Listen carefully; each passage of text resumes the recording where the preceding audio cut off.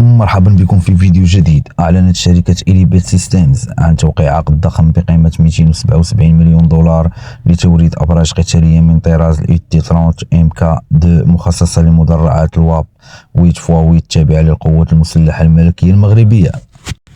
وتتميز هذه الأبراج المتطورة بقدرتها العالية على التحول بين التشغيل المأهول وغير المأهول، كما تدمج مدافع من عيار 30 ملم وصواريخ مضادة للدبابات، مما يمنح المدرعات المغربية تفوقا ميدانيا كبيرا وقدرات تدميرية دقيقة مع ضمان أقصى درجة الحماية للأطقم العسكرية داخل المركبة.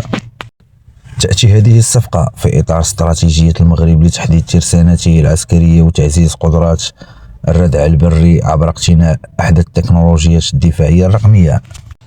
وتعكس هذه الخطوة عمق الشراكة الاستراتيجية التقنية بين الطرفين، حيث تواصل إليبيت سيستمز توسيع نفوذها في السوق الدفاعية الدولية عبر تقديم حلول تعتمد على الذكاء الاصطناعي والربط الشبكي المتكامل، وهو ما يضع القوات البرية المغربية في مصاف الجيوش التي تعتمد على أنظمة القتال الجيل الخامس الأكثر تطورا في العالم.